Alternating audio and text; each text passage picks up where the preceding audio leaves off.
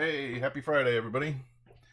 Today we're gonna go and start working about talking about some modern materials, and we're gonna start with some organic stuff, and we're gonna start by talking with polymers.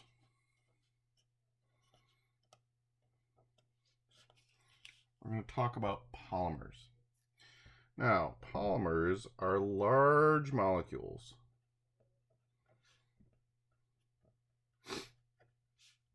with long chains of atoms, and they're usually carbon atoms. Not always. Okay, there are some other ones that have different things in them, but generally polymers are dealing with carbon. So they're large molecules with long chains of atoms, where the atoms within a given chain are connected by covalent bonds, and adjacent chains are held together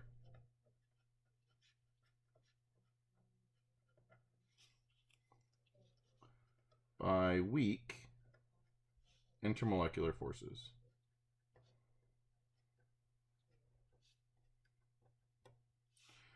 Generally, we're talking about van der Waals dispersion forces when we're talking about these intermolecular forces. Okay, so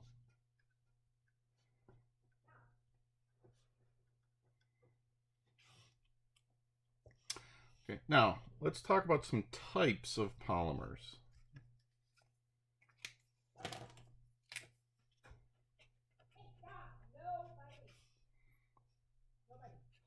There are natural polymers. And these are the ones that we see in nature. And some examples of natural polymers: starch. Okay, so starch is a polymer. Well, we see it in potatoes and plants and that kind of things, but it's linking glucose molecules, right, into extremely long chains, and it's storing those glucose molecules, right? So basically what the plants are doing is they're storing that energy. Another one, cellulose, okay, is a natural plant structure generally. Okay, so for example, if you take celery and you know how you have those long strings, that stringiness is that cellulose polymer. In us, proteins. Okay, proteins, okay, makes most of our body up. Stuff like wool. Oops. Okay, again, it's got lots of proteins in it, right? That's a polymer. Silk. Okay, silk. So these are all natural polymers. What we're really going to focus on are synthetic polymers.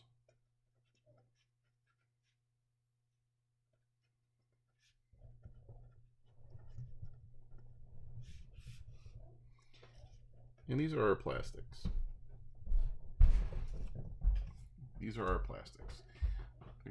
And if you just think about it, how much plastic do we use here in our society? Pretty much, we wouldn't survive without plastics. I mean, let's see, it's in our cars. All right, your phones have a ton of plastic. Pens, my coffee cup, watches, your car. Did I say that? Okay. Wiring has a plastic covering in our. Okay, so computers all have plastic covers. Okay, that are lots and lots and lots and lots of plastic. They are all different types of polymers. Now, there are three types of plastics. Okay, there are thermoplastics,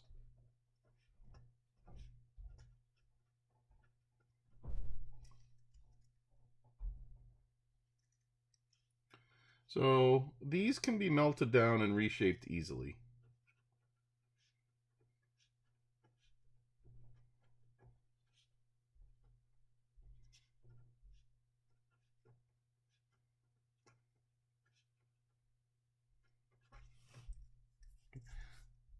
Uh, Really easy to take a piece of thermoplastic.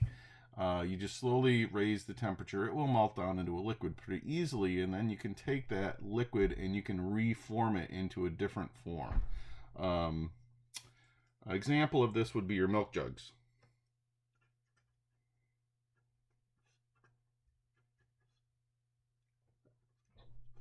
Okay, so generally our milk jugs are made of thermoplastics.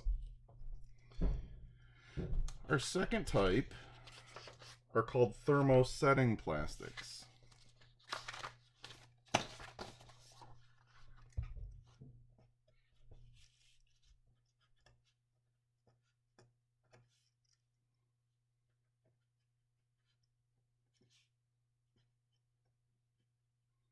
Sometimes they're called thermosets.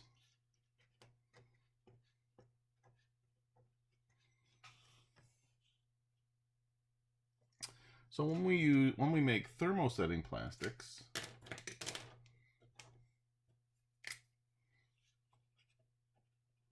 these polymers are formed using an irreversible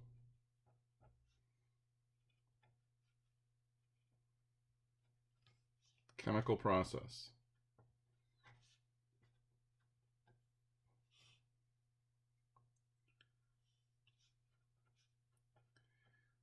These are very difficult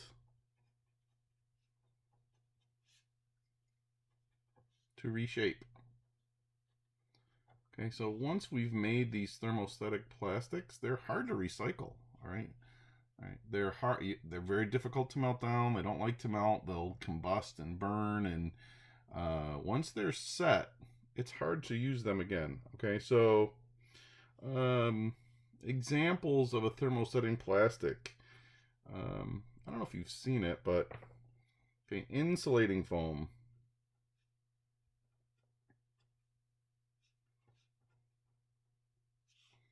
Okay, so you can go to Home Depot and you can buy these big things of foam insulating. Okay, those are all a thermoset plastic. Vulcanized rubber.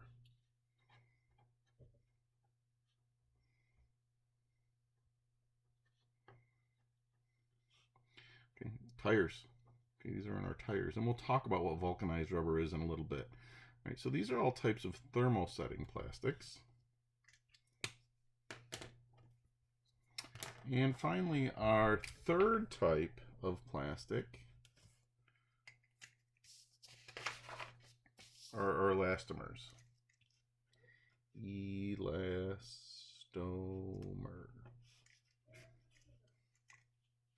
And these are plastics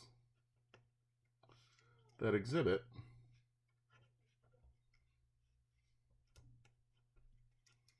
a rubbery or elastic behavior.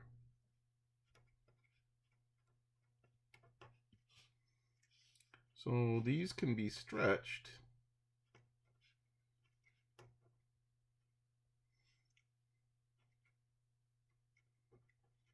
or bent and will return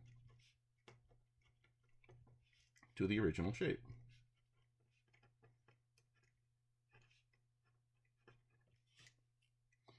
Okay, so let's see. Elastic is an example. A rubber band is another example. That rubber in a rubber band is an elastomer. Spandex, okay, is another type of elastomer. Now, most plastics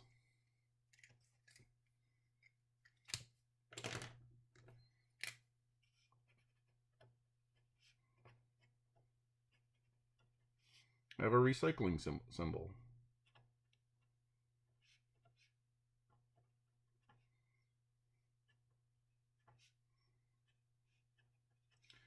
And the symbol, usually they run 1 to 7.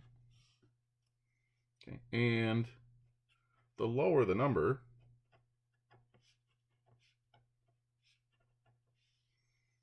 the easier it is to recycle.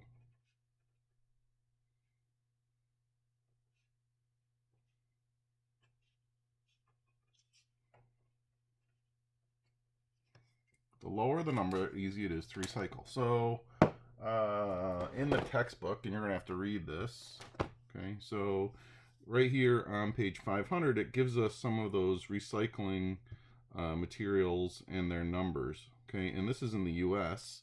Okay, so 1 is polyethylene, all right, or peat. 2 is that high density polyethylene, all right, and then we keep going on down. All right, so what I did is I went out to the recycle bin and I just grabbed a couple things. All right, so this is a microwave safe bowl. This is a takeout bowl. I don't know, I got it. I think this was from maybe Olive Garden. I don't know. All right, so this is a plastic, and on the bottom of the plastic, and I don't think you can see it, right, because it's pretty small and it's hard to see. All right, but this has a recycling number of a 5, all right, which is abbreviated PP, and that's actually on there too. Right, so this is polypropylene. All right, now, okay, this is a thermoplastic. All right, this is hard. This would be hard to break down and melt,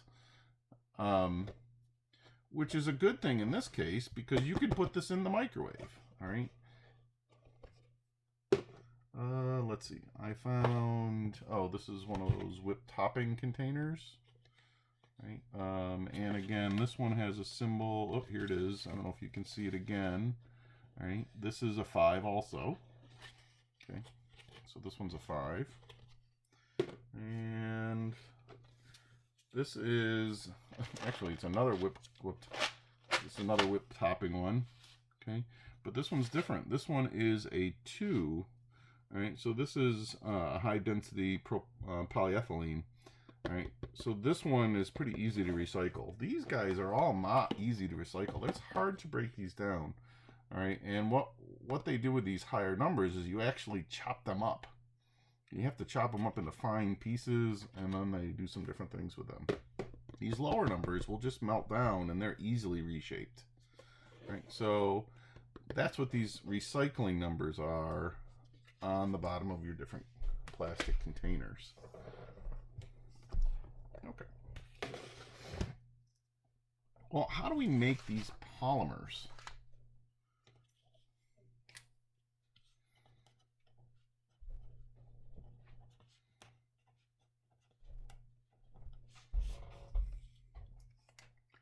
Well, they're made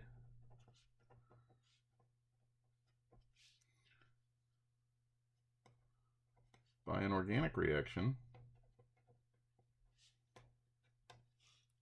called polymerization.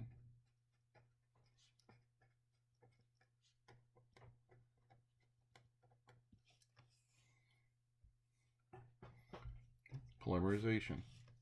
So what does that mean?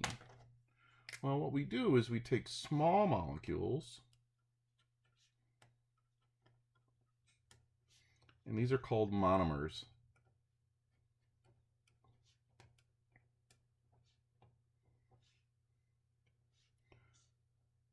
Monomers, M-O-N-O-M-E-R-S, that's right. Okay, so we take small molecules called monomers, and these small molecules are linked together with covalent bonds into long chains, and these long chains are called polymers.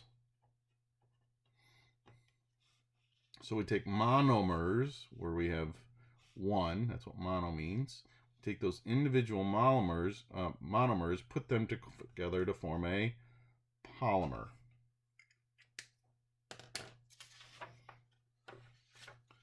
Now, there are actually two types of polymerization that we're going to talk about.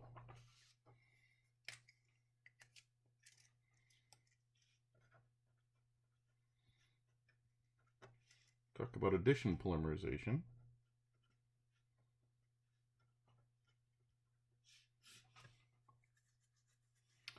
So in an addition polymerization reaction, we take monomers, and they are linked by an addition reaction.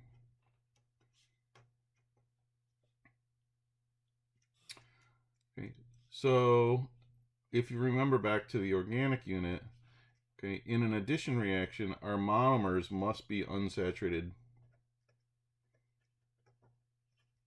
Okay, so in an addition reaction, what we're doing is we're breaking a double or triple bond, forming a single bond, and then we're linking those monomers together. All right, so in that addition reaction, we are breaking double or triple bonds.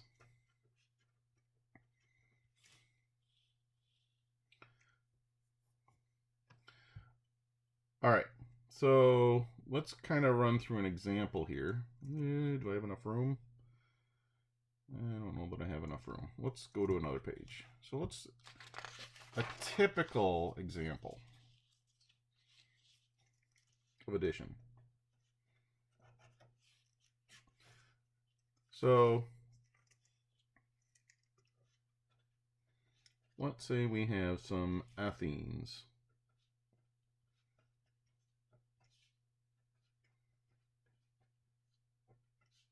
These would be our monomers. And we would have hundreds of thousands of these. Okay, so these are ethenes. And the common name for ethene, because you're going to see this, is ethylene. Okay, that's a common name. All right, so these are actually ethenes by IUPAC, but the common name is ethylene. And these are unsaturated hydrocarbons. And in an addition reaction, we're going to break these double bonds. So these double bonds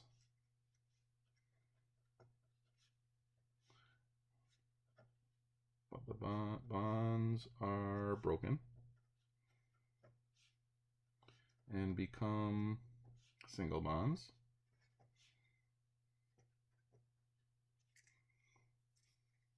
Okay, so we break these bonds, so we end up with this.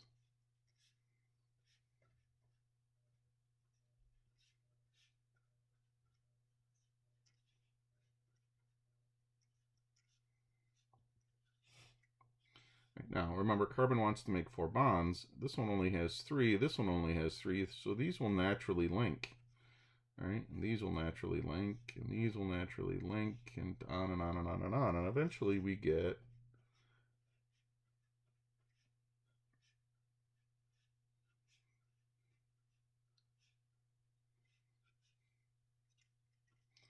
now I exaggerated the link.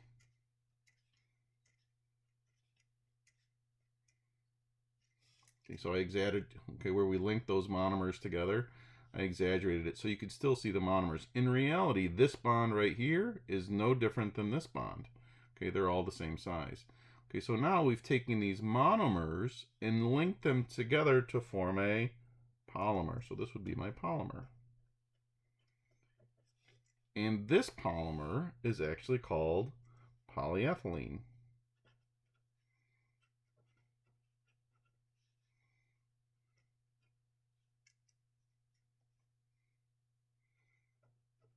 This is polyethylene. Now, when we're talking about polymers, there's another way, there's a shorthand way that we can write it. All right, so let's quick talk about that shorthand real quick.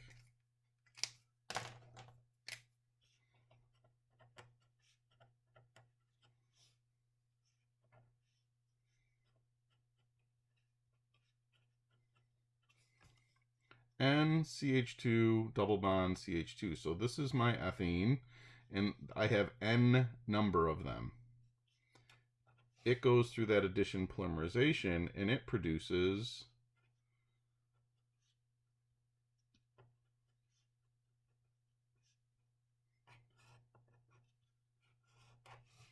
okay, so this unit, this monomer turns into a single bond between the carbons. All right, so this turns into this, and the N comes down here. All right, and this is what this is turning. Sorry, my monomers are turning into a polymer. So this is the representation of the polymer. So what this is saying is that there'd be another one of these right here, and then another one, and we have N number of those. So our N represents a large number of these molecules. So in our addition polymerization, okay, you have to have double or triple bonds to break. Okay, and these make some pretty simple plastics. Right, these are definitely easily recycled. Right, so these are definite. Most of these are going to be your thermoplastics. Okay, they melt down pretty easily.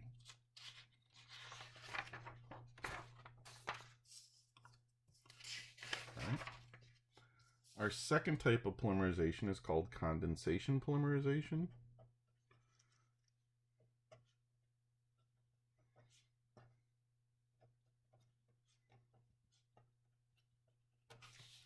Okay, condensation polymerization. And we have two molecules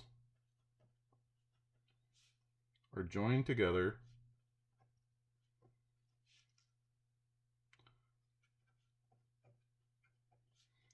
to form a larger molecule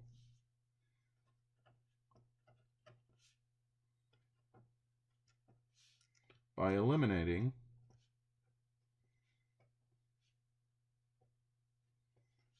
a smaller molecule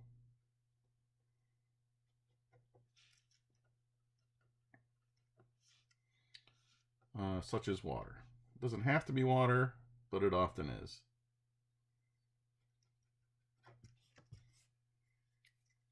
Now, in condensation polymerization, usually these are copolymers.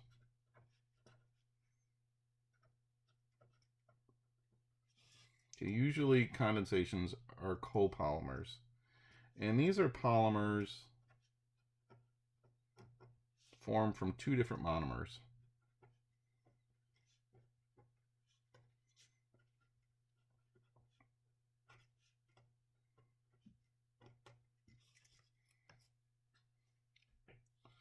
All right, so how does this work? Well, I'm just going to give you an example, I guess.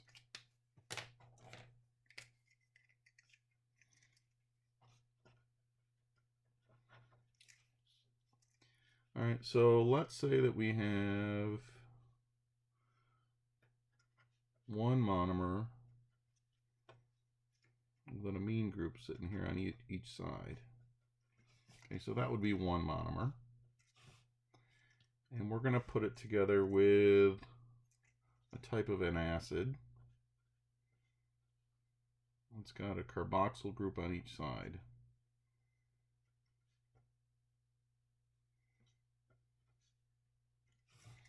Okay, so now I have two different monomers. Now realize I'd have lots and lots and lots and lots of these. All right, I'd have lots of them. And what happens in a condensation polymerization reaction, and in this one, okay, what happens is this OH comes off and this H comes off. They come together to form H2O. Once they have come off and formed H2O, then these are going to link. All right, so these would link and we would get N, C, C, N, C, double bond, O, C, C, double bond O, and then, well, and in this case we would end it with OH. Okay, and then we'd have to put these on. So we've linked these two molecules. Okay, so we've taken two different monomers and formed a polymer.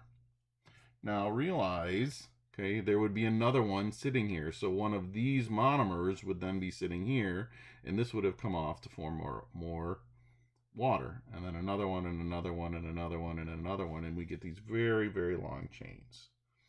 Okay, so this is another example of condensation polymerization. Now, these types of polymers are always much more complicated than your addition polymerization polymers. Okay, so we get much more complex plastics with these.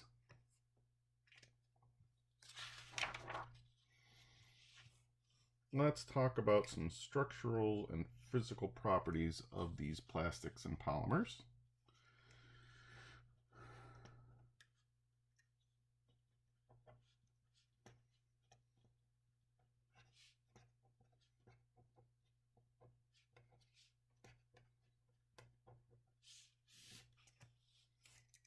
Now, there's some quick review.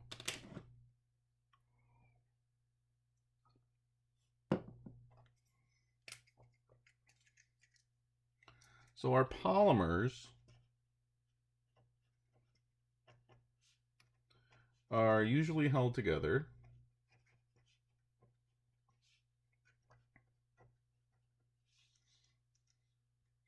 with van der Waals or dispersion forces.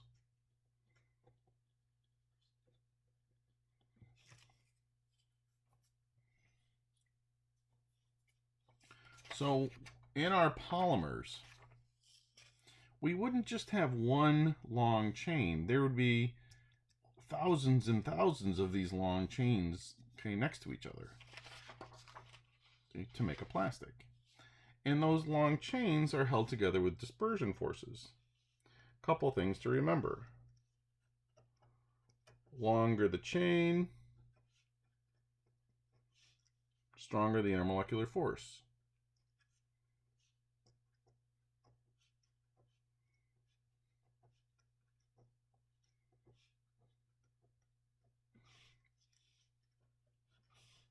Okay.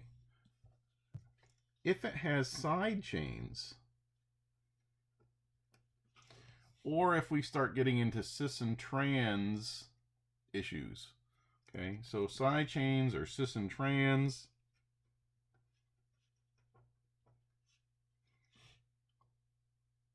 okay, both of these decrease the force of attraction between the polymers.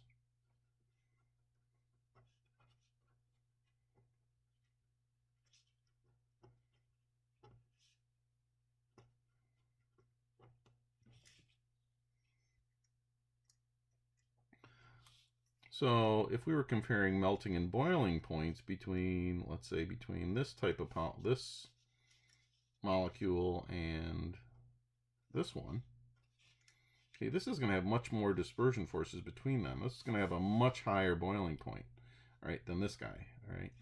Now, if we look at something like this, then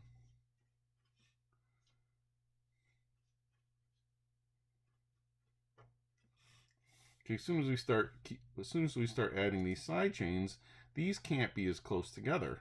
All right, so the dispersion forces are going to be weaker, so these side chains start to get in the way. Right, so this is important in our plastics. Okay, it gives us some ideas of strength and melting points and that kind of stuff.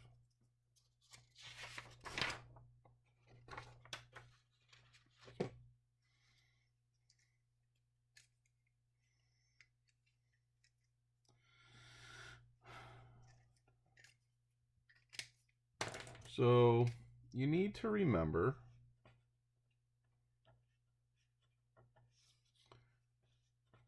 our polymers consist of hundreds of thousands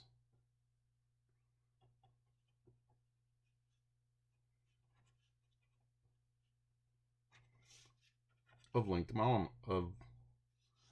linked monomers. So one polymer has hundreds of thousands of linked monomers. Okay. Now, so we have this really long chain. Okay. They tend not to stay in it. Well, they stay in a chain, but they don't go straight. Okay. So in this chain, there's some flexibility. Remember, okay, this carbon atom can actually rotate around this bond. So there is flexibility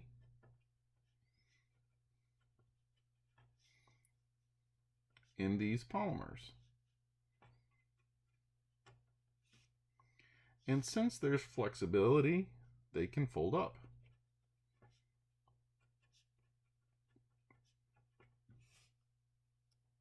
Okay, they will fold up. So instead of going like just a straight line like this, okay, they can fold back and forth and around, right? So these long chains can end up folding up on itself, right? And this is pretty important, which brings us to a term called crystallinity.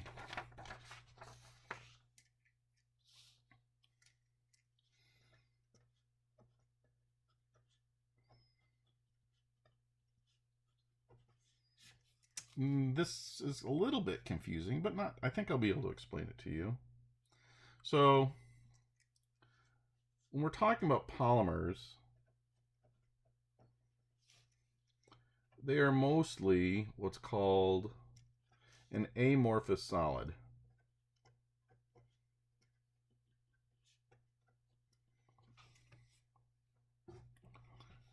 An amorphous solid or non-crystalline.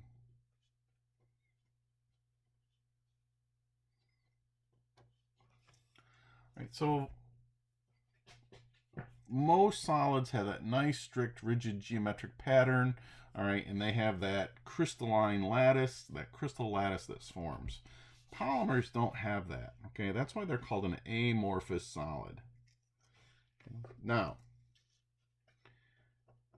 there may be areas in the polymer solid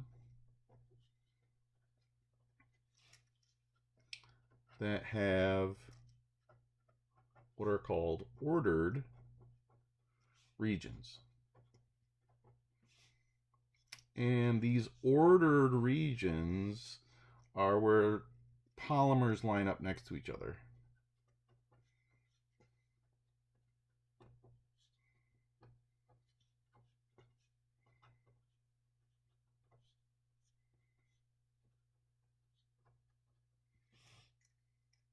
Okay, that's what these ordered regions are. So I'm going to try to draw this for you. All right, so remember we have these long carbon chains and they bend and fold and do all sorts of crazy things. So let's say that we have, I don't know, something that goes like this, all right, maybe it comes down here like this and then comes over here and does something like that. All right, and then maybe we have one that kind of comes like this and then comes over here and something, okay, like this and then maybe like this. Okay, and then we have another short, maybe just a short one that's right here and just kind of ends like that. All right, and then we have something that, maybe we have another one that, I don't know, maybe it comes in here like this and then doubles back and then comes here, all right, and then comes here, all right, and then we have another one that's, maybe it's just a little short one that comes something like this, and then we have another one over here that lines up over here and does this, and then another one that does this over here, all right, and then maybe another little one that does in here. And you start to see areas where they line up, and these are called ordered regions. Right? So, for example, this would be an ordered region. Okay, and here would be another one. Okay, here would be another one. Here would be another one. Here would be another one. Right, so they don't all line up right next to each other, but there are areas in the solid where they do line up. And what happens when they're lined up with this? Well, your dispersion forces are stronger. Okay, so the more of these ordered regions you have, okay, the more of these ordered regions we have, the stronger the intermolecular force. So in these ordered regions,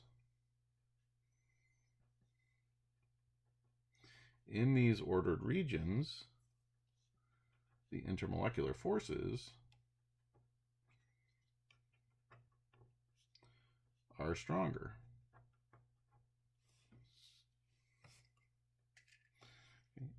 This is called crystallinity.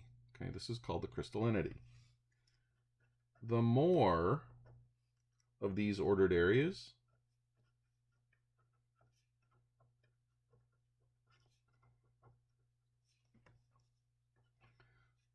the higher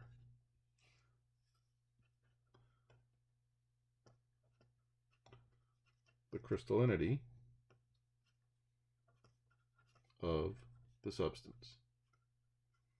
Okay, so this is, okay, so we form our polymer. This is some plastic. Okay, this is some plastic. The more of these regions, okay, that line up, okay, the higher the crystallinity, all right, and that's going to give us a harder, denser, more resistant to heat plastic. Okay, so this makes, let's write that.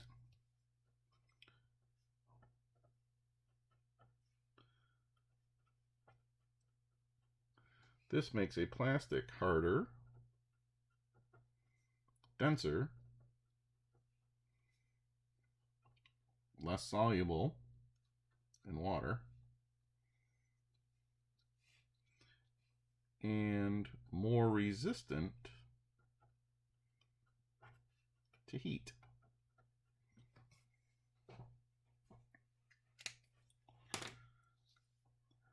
Now there's some things that we can do with this with a polymer. Okay, so we can actually purposely make more ordered regions. So instead of just having the polymer come together on its own and fold up on its own and get our ordered regions basically but randomly, we can force these. So when we make this polymer, we can make it so it lines up in a nice straight line, right? So instead of how do I say this? We could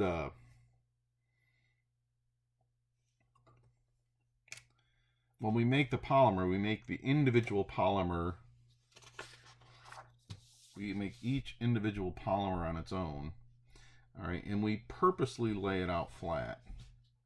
All right, so we purposely don't let it fold up. Okay, now can we perfectly make it go straight? No. All right, but we can make it so it's more straight. All right, and what that does is if we line these up, we end up with more ordered regions. All right, which makes that polymer harder, more dense, less soluble, and more resistant to heat. All right, last thing about polymers. In this, okay, what some polymers will do, or what we'll do to some polymers, okay, is we'll cross-link it.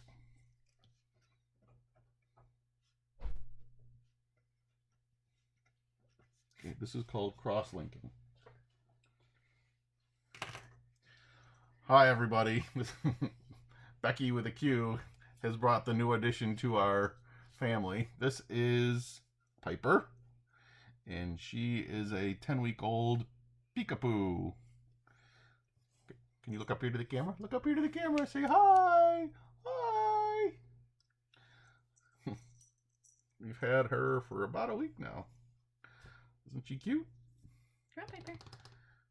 Little girl. Little girl. Say bye-bye. Say bye. She's cute.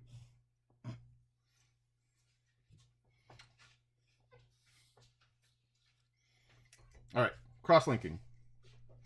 So when we cross-link, we're creating chemical bonds between the individual polymers.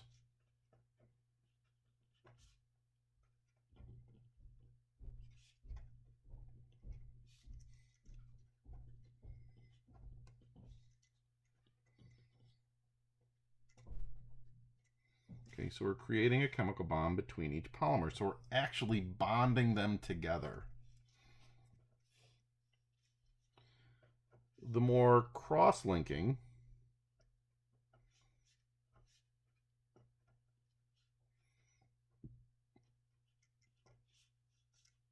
the more rigid the polymer.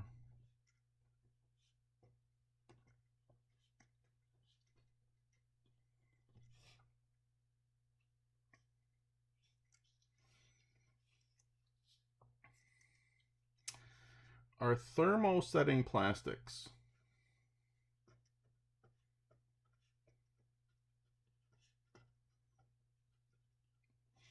Okay, remember, these are our ones that are really hard to, okay, they're hard to break down, all right? We make it with an irreversible reaction. Okay, our thermosetting plastics become cross-linked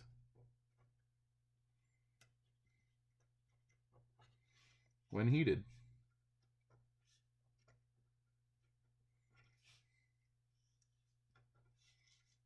And those cross-links allow the solid that forms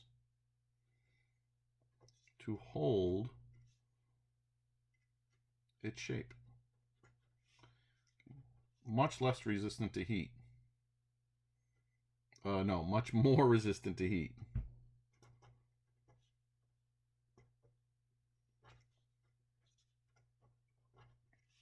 Okay, they are much harder.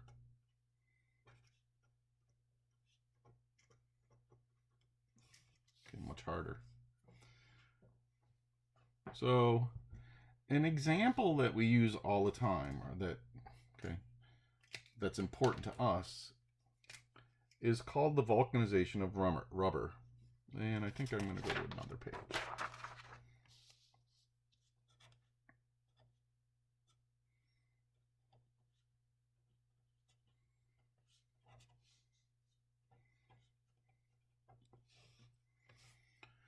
So, rubber is actually a natural polymer. Okay, it's a natural elastomer.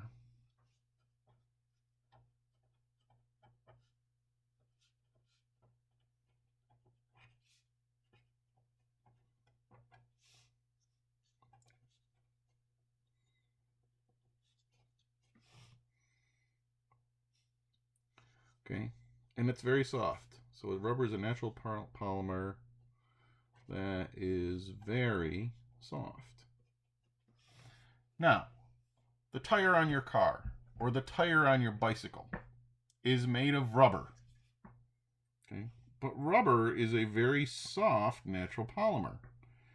Okay, so we have to do something to that rubber. Okay, and we vulcanize it. What that means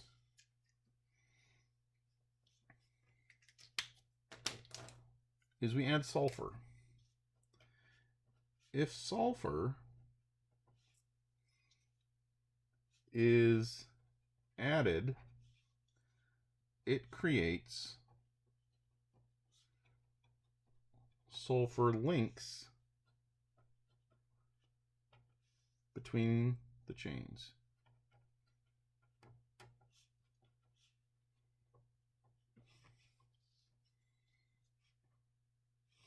So let's say that we have some rubber, and I'm just gonna, okay, so I get this rubber polymer, this elastomer, and okay. So there's my natural rubber elastomer polymer. All right, stretchy, all right, it's soft, this will melt down pretty easy, all right, but if I vulcanize it, what happens is we add sulfur, and those sulfur atoms link these. They form links. Between the polymers. Okay, which completely changes this. Okay, it completely changes the rubber. Right, so you know what a tire's like. It's pretty hard. Okay, it doesn't change shape very well. Well, the reason that does that is because of these sulfur links. Right, this is called the vulcanization of rubber. Now, lots of polymers will do this. Well, not okay, not vulcanization, but a lot of polymers will cross-link. Okay, and you'll get something like this. Let's say that we just have a. Okay, we'll go back to our weird-looking polymer where it's all folded up. All right, what'll happen? Okay, if a lot of these will heat them. Okay, these are our thermosetting plastics, and as we heat them, they actually will form these cross links.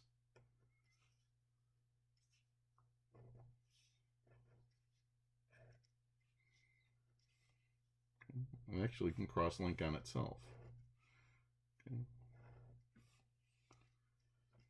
Okay. So it forms all these different cross links, which really locks it in place. All right, it locks it in place, and it makes this extremely hard. Okay, so that's all that we're going to talk about in polymers. All right, I want you to definitely do the reading. All right, so there's a sort section in the textbook that you're going to read. And that's all for this week. Now, next week you have Monday off because it's a holiday. We're going to come back on Tuesday. I think. I'm not sure. We'll be close. We'll definitely go on Tuesday. We might have to finish up a little bit on Wednesday. Thursday you're going to have off. And then Friday of next week will be the unit test. Okay. So you should start working on that material. Now remember, everything that we've done for the last couple of weeks is due on Tuesday. All right, so hopefully you haven't waited to the last second. All right, so make sure you get me all that material on Tuesday. We're really wrapping up the course, guys. All right, so we're going to finish up chapter 12. We're not going to do all of chapter 12. We're only going to kind of do a couple things. We're going to do polymers. I think we're going to do some nanotech stuff. And then I might talk a little bit about superconductors, or maybe. All right. So we're really finishing things up. All right. So have a good holiday weekend, and we will talk to you soon.